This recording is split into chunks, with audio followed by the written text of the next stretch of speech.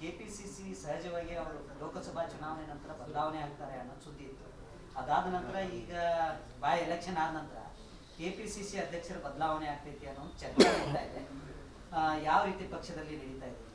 ಇಲ್ಲ, ಚರ್ಚೆ ನಡೀತಾ ಇದೆ. ನಮಗೂ ಅಷ್ಟೇ ಚರ್ಚೆ ಕೇಳಿದ್ದಾರೆ. ನಾವು ಈಗಾಗಲೇ ಹೇಳಿ ಪದೇ ಪದೇ ಹೇಳಿದ್ವಿ, ಅದೇನು ನಿರ್ಧಾರ ಮಾಡ್ಬೇಕಾದ್ರೆ ಹೈಕಮಾಂಡ್ ಮಾಡಬೇಕು. ಸಿ ಎಮ್ ಅದರ ಅಧ್ಯಕ್ಷದಾರ, ಅವ್ರು ಚರ್ಚೆ ಮಾಡಬೇಕು, ಅವ್ರು ನಿರ್ಣಯ ಮಾಡಬೇಕು. ಸೊ ನಮ್ಮಂತಲ್ಲಿ ಏನು ಇಲ್ವೇ ಇಲ್ಲ ಅಧ್ಯಕ್ಷ ಮಾಡೋದು. ಹೈಕಮಾಂಡ್ ಈಗ ಚರ್ಚೆ ಆಗ್ತಾ ಇದೆ ಸರ್. ಹೈಕಮಾಂಡ್ ಇನ್ನು ಕೇಳಿಲ್ಲ, ಅಲ್ಲಿ ನಾನು ನಡೀತಾ ಅದಕ್ಕೆ ಕೇಳಿಲ್ಲ. ಸೊ ನಾವು ಡೆಲ್ಲಿಗೆ ಹೋಗಿ ಬಂದ್ಮ್ಯಾಗ ಅದ್ರ ಬಗ್ಗೆ ಏನರ ಸುಳಿವು ಸಿಗ್ಬೋದು. ಈ ಅಧಿವೇಶನಕ್ಕಿಂತ ಮುಂಚೆ ಅಥವಾ ನಂತರ ಹೋಗಿ ಬರ್ತೀವಿ ಡೆಲ್ಲಿಗೆ. ಸೊ ಫುಲ್ ಪ್ಲೇಜ್ ಒಬ್ಬರು ಅಧ್ಯಕ್ಷ ಬೇಕೇ ಬೇಕು. ಒಬ್ಬರು ಅದನ್ನೇ ನೋಡುವಂಗೆ ಪಾರ್ಟಿ ಬೇಕೇ ಬೇಕು. ಅಂದರೆ ಪಕ್ಷ ಸುಗಮವಾಗಿರ್ತದೆ. ಸೊ ಕಾರ್ಯಕರ್ತರಿಗೆ ಅಧ್ಯಕ್ಷರೊಬ್ಬರು ಟೈಮ್ ಟು ಟೈಮ್ ಸಿಗ್ತಾರೆ. ಯಾಕೆ ನಾವೆಲ್ಲ ಹೇಗೂ ಮಂತ್ರಿಗಳಾಗಿದ್ದೀವಿ, ನಮ್ಮದೇ ಇಲಾಖೆಯಲ್ಲಿ ಬ್ಯುಸಿ ಆಗಿದ್ದೀವಿ ನಾವು. ಸೊ ಹೀಗಾಗಿ ಅದ್ರ ಬಗ್ಗೆ ಚಿಂತನೆ ಮಾಡೋದು ಕೂಡ ಅವಶ್ಯಕತೆ ಇದೆ. ಹಿಂದೂ ಕೂಡ ನಾವು ಹೇಳಿದ್ದೇವೆ, ಒಬ್ಬರು ಫುಲ್ ಪ್ಲೇಜ್ ಯಾರು ಮಾಡಲೇಬೇಕು. ಅವ್ರಾರು ಮಾಡಲಿ, ಬೇರೆಯವರು ಮಾಡಲಿ, ಯಾರು ಮಾಡಲಿ. ಸೊ ಹೆಚ್ಚು ಪಕ್ಷದ ಕಡೆ ಗಮನ ಹರಿಸೋದು ಭಾಳ ಅವಶ್ಯಕತೆ ಇದೆ. ಅದೇನು ಪ್ರಶ್ನೆ ಇಲ್ಲ. ಇಲ್ಲ, ಅದ್ರ ಬಗ್ಗೆ ಚರ್ಚೆ ಆಗಿಲ್ಲ. ಆದರೆ ನೋಡೋಲ್ಲ, ಈಗ ಕೇಳಬೇಕಲ್ಲ. ಒಂದೇ ಸರಿ ಹಂಗೆ ಡೈರೆಕ್ಟಾಗಿ ಯಾರೂ ಮಾಡೋದಿಲ್ಲ ಅಧ್ಯಕ್ಷ ಅಂತ. ಅದು ಪಾರ್ಟಿ ಹಂತಲ್ಲಿ ಚರ್ಚೆ ಆಗಬೇಕು, ಸಿ ಎಮ್ ಹಂತಲ್ಲಿ ಚರ್ಚೆ ಆಗಬೇಕು, ಈಗಿದ್ದ ಅಧ್ಯಕ್ಷರಲ್ಲಿ ಚರ್ಚೆ ಆಗಬೇಕು. ಯಾರಿಗೆ ಕೊಡಬೇಕು, ಕೊಟ್ಟರೆ ಸೂಕ್ತ ಯಾವ್ದು ಆಗ್ತೈತಿ, ಇದೆಲ್ಲ ಚರ್ಚೆ ಆಗಬೇಕಾದ್ರೆ. ಸುಮ್ಮನೆ ಅಧ್ಯಕ್ಷ ಅಂದರೆ ಅದೇ ಅಷ್ಟು ಸುಲಭದ ಕೆಲಸ ಅಲ್ಲ. ಸರ್, ನಿನ್ನೆ ಜಮೀರ್ ಅಹಮದ್ ಖಾನ್ ಅವರು ಒಂದು ಹೇಳಿಕೆ ಕೊಟ್ಟಿದ್ದಾರೆ. ಸತೀಶ್ ಜಾರಕಿಹೊಳಿ ಅವರು ಕೆಪಿಸಿಸಿ ಅಧ್ಯಕ್ಷರಾಗಲಿಕ್ಕೆ ಎಲ್ಲ ಅರ್ಹತೆ ಅವರಲ್ಲಿದೆ, ಅವ್ರು ಆಗಬೇಕು, ಜೊತೆಗೆ ಹೈಕಮಾಂಡ್ ಈ ಬಗ್ಗೆ ತೀರ್ಮಾನ ತೆಗೆದುಕೊಳ್ಳುತ್ತೆ ಅನ್ನೋ ಮಾತನ್ನು ಹೇಳಿದ್ದಾರೆ. ಅದೇ ಅಲ್ಲ, ಅವ್ರು ಇದನ್ನು ಹೈಕಮಾಂಡ್ ತೀರ್ಮಾನ ಮಾಡಬೇಕಲ್ಲ. ಈಗ ನಮ್ಮ ವಿಚಾರ ಇದೆ, ಬೇರೆಯವ್ರ ವಿಚಾರ ಇದೆ, ಎಲ್ಲರದ್ದು ವಿಚಾರ ಇದ್ದರೂ ಕೂಡ ಅಂತಿಮವಾಗಿ ನಮ್ಮ ಪಕ್ಷದ ವರಿಷ್ಠ ಅದ್ರ ಬಗ್ಗೆ ಗಮನ ಹರಿಸ್ಬೇಕು. ಅವ್ರದ್ದು ಏನು ಟರ್ಮ್ಸ್ ಕಂಡೀಷನ್ ಇತ್ತು ನಮ್ಗೆ ಗೊತ್ತಿಲ್ಲ. ಹಿಂದಿನ ಅಧ್ಯಕ್ಷ ಆದಾಗ ಏನೇನು ಮಾತುಕತೆ ಆಗಿದ್ದು ನಮ್ಗೆ ಗೊತ್ತಿಲ್ಲ ಅದ. ಸೊ ಅಂತಿಮವಾಗಿ ನಿರ್ಧಾರ ಮಾಡುವಂಥ ಒಂದು ಶಕ್ತಿ ನಮ್ಮ ಹೈಕಮಾಂಡ್ಗಿದೆ, ಮಾಡಬೇಕಷ್ಟೇ. ನಾವು ನೋಡೋ ಅದ್ರ ಬಗ್ಗೆ ಚರ್ಚೆ ಮಾಡ್ಬೇಕು. ಯಾಕಂದ್ರೆ ನಾ ಹೇಳಿಲ್ಲ, ಅದೇನು ಸಣ್ಣ ಪೋಸ್ಟ್ ಅಲ್ಲ ಅದು. ಸುಮ್ಮನೆ ಅದಕ್ಕೆ ಫುಲ್ ಪ್ಲೇಸ್ ಟೈಮ್ ಕೊಡಬೇಕು, ಇಡೀ ರಾಜ್ಯ ಸುತ್ತಾಕಬೇಕು. ಸೊ ಪ್ರತಿ ಹಂತದಲ್ಲಿ ಕೂಡ ಸರ್ಕಾರದ ಸಮರ್ಥನೆಗೆ ನಿಲ್ಲಬೇಕಾಗತ್ತೆ. ನಾವು ಕೂಡ ಸಮರ್ಥರಿದ್ದೀವಿ ಸರ್, ಅದನ್ನು ಕೂಡ ಈಗಾಗಲೇ ಪ್ರೂವ್ ಕೂಡ ಮಾಡಿದ್ದೇವೆ. ಮತ್ತು ದೊಡ್ಡ ಸಮುದಾಯದ ನಾಯಕರು ಕೂಡ ಸಿದ್ದರಾಮಯ್ಯನಂದ್ರೆ ಅಹಿಂದ ನಾಯಕರಾಗಿ ಕೂಡ ಗುರುತಿಸಿಕೊಳ್ತಾ ಇದ್ದಾರೆ. ಹೀಗಾಗಿ ಏನಾದರೂ ಹೈಕಮಾಂಡ್ ಒಂದು ವೇಳೆ ಒಲವನ್ನು ತೋರಿದರೆ ಇಲ್ಲ, ಅದೇ ಹೇಳ್ರ, ನಾ ಚರ್ಚೆ ಮಾಡಬೇಕಾಗ್ತೈತಿ. ಅಂಥದ್ದು ಇನ್ನೂ ನಮಗೆ ಸೂಚನೆ ಏನು ಬಂದಿಲ್ಲ. ಸೂಚನೆ ಬಂದಾಗ ಅಥವಾ ಯಾರು ಕೇಳಿದಾಗ ಚರ್ಚೆ ಮಾಡಬೇಕಾಗತ್ತೆ. ನಂತರ ಅದ್ರ ಬಗ್ಗೆ ಡಿಸಿಷನ್ ತೊಗೋಬೇಕಾಗತ್ತೆ. ಅಂತ ಚರ್ಚೆ ಆಗಲಿ, ಸೂಚನೆ ಬರದೆ ನಾವೇ ಈಗ ಆಗ್ತಂತ ಹೇಳಿ ಸರಿ ಅಲ್ಲ. ಈ ಬದಲಾವಣೆ ಮಾಡ್ತೀವಿ ನಾವು. ಯಾರ್ಯಾರು ಆಗ್ತೀರಾ ಅಂತ ಪಕ್ಷ ಕೇಳ್ತೈತಿ. ನೀವು ಆಗ್ತೀರಾ 3-4 ಹೆಸರು ಇದ್ದೇ ಇರ್ತೈತಿ. 3-4 ಯಾವಾಗಲೂ 3-4 ಹೆಸರು ಇದ್ದೇ ಇರ್ತೈತಿ ಅಧ್ಯಕ್ಷ ಆಗಬೇಕಾದ್ರೆ. ಸೊ ಅವರೆಲ್ಲ ಕೇಳಿ ಸಿ ಎಮ್ ಅವರು ಅಧ್ಯಕ್ಷರು ಕೇಳಿ ಚರ್ಚೆ ಮಾಡ್ತಾರೆ. ಸಮರ್ಥರು ಯಾರಿದ್ದಾರೆ ಅವ್ರು ಕೊಡುವಂಥ ಪ್ರಯತ್ನ ಮಾಡ್ತಾರೆ. ಇದು ಈಗ ಕೇಂದ್ರ ನಮ್ಮ ವರಿಷ್ಠರು ಡಿಸಿಷನ್ ತೊಗೋಬೇಕಷ್ಟೆ. ಈಗ Ahinda voters Congress base main voter bank ಜಾಸ್ತಿ ಇರೋದು ಅಹಿಂದ ಕಾಂಗ್ರೆಸ್ಸಿಗೆ. ಅದು ಮತ್ತಷ್ಟು ಗಟ್ಟಿ ಮಾಡಬೇಕಂತಂದ್ರೆ ಅಹಿಂದ ನಾಯಕರಿಗೆ ಕೊಡಬೇಕು. ಈ ಸಿದ್ದರಾಮಯ್ಯ ನಂತರ ನೀವು ಅಹಿಂದ ಪಕ್ಷವನ್ನ ಬೇರು ಮಟ್ಟದಲ್ಲಿ ಇದು ಹೆಂಗ ಇದ್ರ ಮಟ್ಟದಲ್ಲಿ ಬೇರು ಕಟ್ಟವ್ರೆ ಈಗ ಬಹಳ ಅವಶ್ಯಕತೆ, ತೂಕ್ತ ಅವಶ್ಯಕತೆ ಇದೆ. ಯಾಕಂತಂದ್ರೆ ಕೇವಲ ಬ್ಯಾನರು ಬೆಟ್ಟಿಂಗು ಇಟ್ಕೊಂಡು ಹೋಗ್ತಾರೆ. ಇಲ್ಲ, ನಾನು ಹಿಂದೆ ಒಂದು ಸಲ ಹೇಳಿದ್ದೀನಿ. ನಾನು ಬೆಂಗಳೂರಿನ ಹೇಳಿದೆ, ಬಹುಶಃ ನಿಮ್ಮ ಮುಂದೆ ಹೇಳಿದ್ದೀನಿ. ಯಾರು ಪಕ್ಷಕ್ಕೆ ಓಟ್ ತರ್ತಾರೆ ಅವ್ರ ಅಧ್ಯಕ್ಷ ಆಗ್ಬೇಕಂತ ಹೇಳಿದ್ದೀನಿ ನಾನು. ಯಾರು ಓಟನ್ನು ಸೆಳೆಯುವಂಥ ಶಕ್ತಿ ಇದೆ, ಸೊ ಅವ್ರ ಅಧ್ಯಕ್ಷ ಆಗಬೇಕು. ಸುಮ್ಮನೆ ಯಾರಿಗೂ ಮಾಡೋದಲ್ಲ.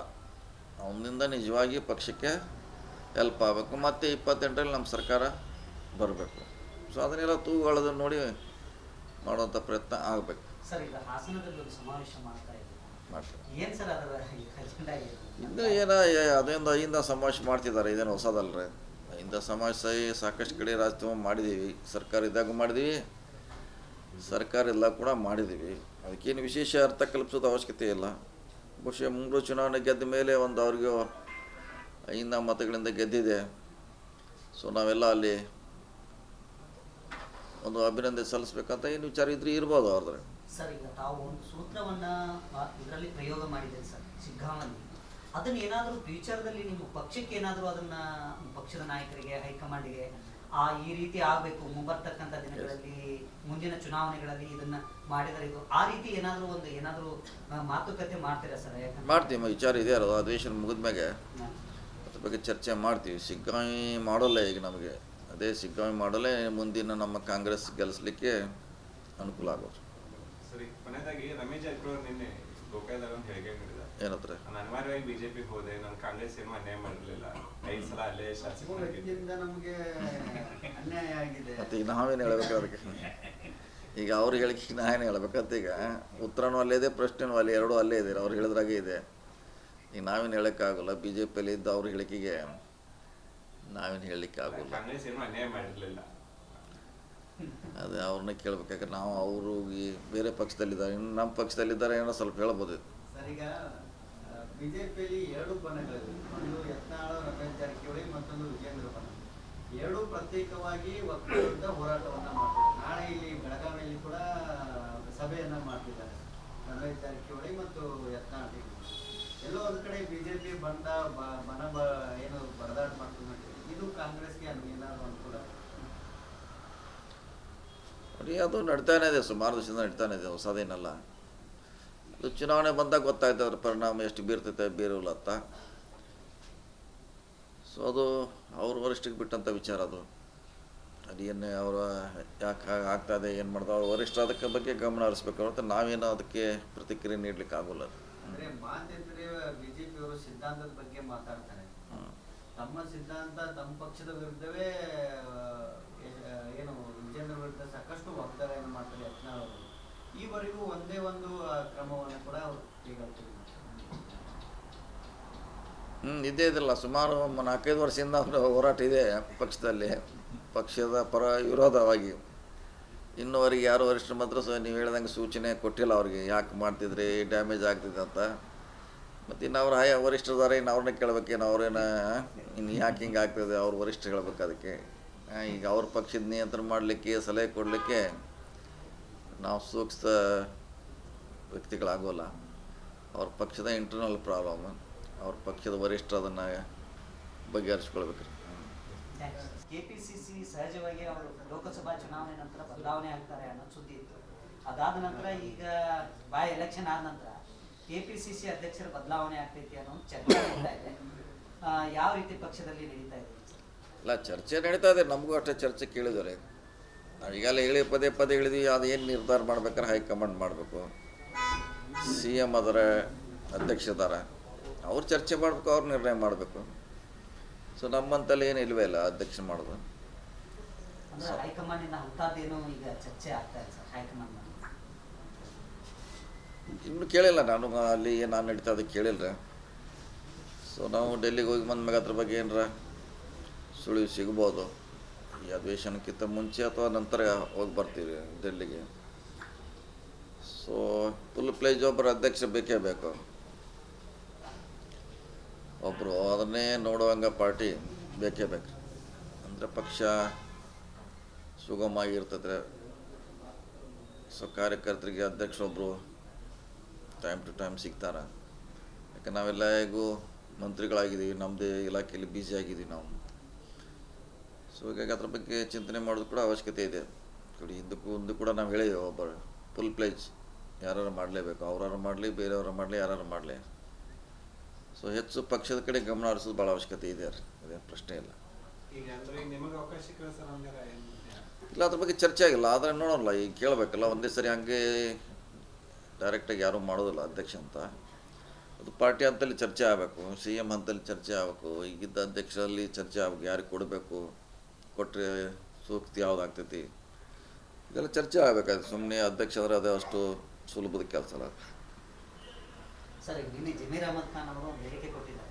ಸತೀಶ್ ಜಾರಕಿಹೊಳಿ ಅವರು KPCC ಅಧ್ಯಕ್ಷರಾಗಲಿಕ್ಕೆ ಎಲ್ಲ ಅರ್ಹತೆ ಅವರಲ್ಲಿದೆ, ಅವ್ರು ಆಗಬೇಕು, ಜೊತೆಗೆ ಹೈಕಮಾಂಡ್ ಈ ಬಗ್ಗೆ ತೀರ್ಮಾನ ತೆಗೆದುಕೊಳ್ಳುತ್ತೆ ಅನ್ನೋ ಮಾತನ್ನು ಹೇಳಿದ್ದಾರೆ. ಅದೇ ಅಲ್ಲ, ಅವ್ರು ಯಾವ ಇದನ್ನು ಹೈಕಮಾಂಡ್ ತೀರ್ಮಾನ ಮಾಡಬೇಕಲ್ಲ. ಈಗ ನಮ್ಮ ವಿಚಾರ ಇದೆ, ಬೇರೆಯವ್ರ ವಿಚಾರ ಇದೆ, ಎಲ್ಲರದ್ದು ವಿಚಾರ ಇದ್ದರೂ ಕೂಡ ಅಂತಿಮವಾಗಿ ನಮ್ಮ ಪಕ್ಷದ ವರಿಷ್ಠರು ಅದ್ರ ಬಗ್ಗೆ ಗಮನ ಹರಿಸ್ಬೇಕು. ಅವ್ರದ್ದೇನು ಟರ್ಮ್ಸ್ ಕಂಡೀಷನ್ ಇತ್ತು ನಮ್ಗೆ ಗೊತ್ತಿಲ್ಲ. ಹಿಂದಿನ ಅಧ್ಯಕ್ಷ ಆದಾಗ ಏನೇನು ಮಾತುಕತೆ ಆಗಿದ್ದು ನಮ್ಗೆ ಗೊತ್ತಿಲ್ಲ ಅದು.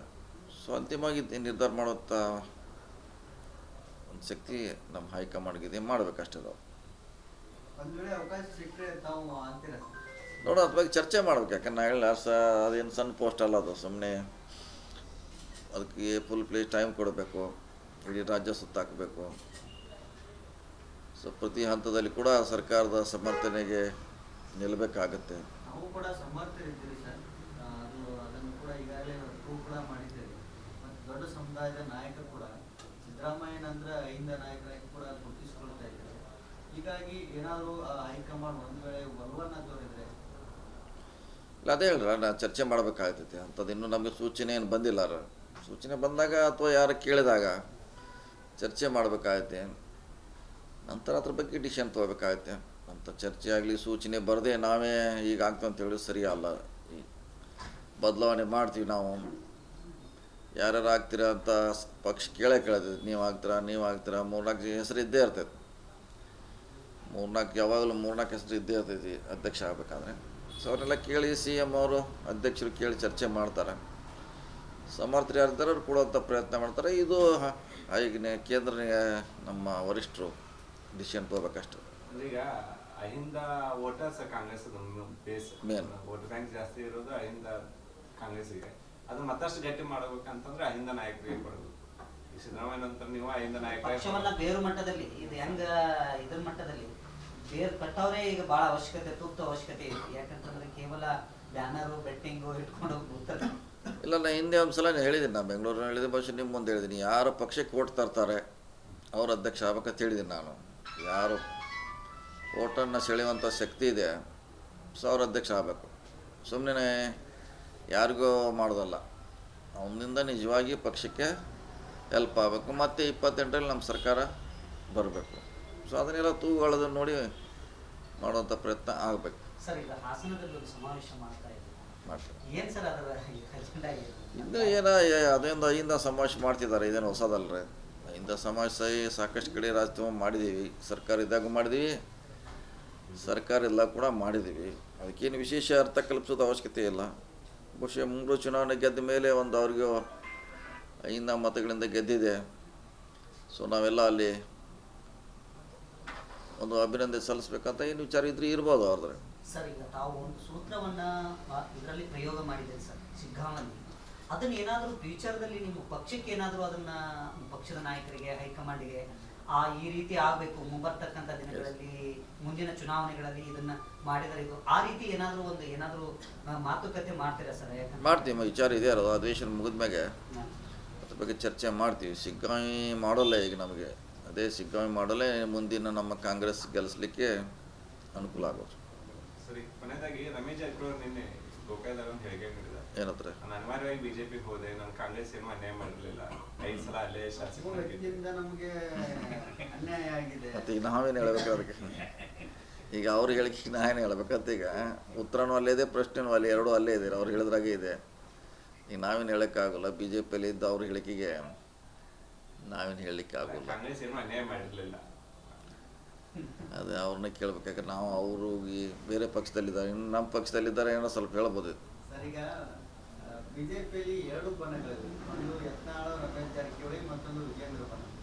2 ಪ್ರತ್ಯೇಕವಾಗಿ ಒಕ್ಕೂಟದ ಹೋರಾಟವನ್ನ ಮಾಡ್ತಿದ್ದಾರೆ. ನಾಳೆ ಇಲ್ಲಿ ಬೆಳಗಾವಿಯಲ್ಲಿ ಕೂಡ ಸಭೆಯನ್ನ ಮಾಡ್ತಿದ್ದಾರೆ ರಮೇಶ್ ಜಾರಕಿಹೊಳಿ ಮತ್ತು ಯತ್ನಾಳ್. ಎಲ್ಲೋ ಒಂದು ಕಡೆ ಬಿಜೆಪಿ ಏನು ಬಡದಾಟ ಮಾಡ್ಕೊಂಡು ಇದು ಕಾಂಗ್ರೆಸ್ಗೆ ಏನಾದ್ರು ಅನುಕೂಲ? ನೋಡಿ, ಅದು ನಡ್ತಾನೆ ಇದೆ, ಸುಮಾರು ದಿವಸದಿಂದ ನಡ್ತಾನೆ ಇದೆ, ಹೊಸದೇನಲ್ಲ. ಅದು ಚುನಾವಣೆ ಬಂದಾಗ ಗೊತ್ತಾಯ್ತು ಅದ್ರ ಪರಿಣಾಮ ಎಷ್ಟು ಬೀರ್ತೈತೆ, ಬೀರೋಲ್ಲ ಅಂತ. ಸೊ ಅದು ಅವ್ರ ವರಿಷ್ಠಕ್ಕೆ ಬಿಟ್ಟಂಥ ವಿಚಾರ. ಅದು ಅದೇನು ಅವರ ಯಾಕೆ ಆಗ್ತಾಯಿದೆ, ಏನು ಮಾಡ್ತಾರೆ ಅವ್ರ ವರಿಷ್ಠ ಅದಕ್ಕೆ ಬಗ್ಗೆ ಗಮನ ಹರಿಸ್ಬೇಕು ಅಂತ ನಾವೇನೋ ಅದಕ್ಕೆ ಪ್ರತಿಕ್ರಿಯೆ ನೀಡಲಿಕ್ಕೆ ಆಗೋಲ್ಲ. ಅಂದ್ರೆ ಮಾತಿದ್ರೆ ಬಿಜೆಪಿಯವರು ಸಿದ್ಧಾಂತದ ಬಗ್ಗೆ ಮಾತಾಡ್ತಾರೆ.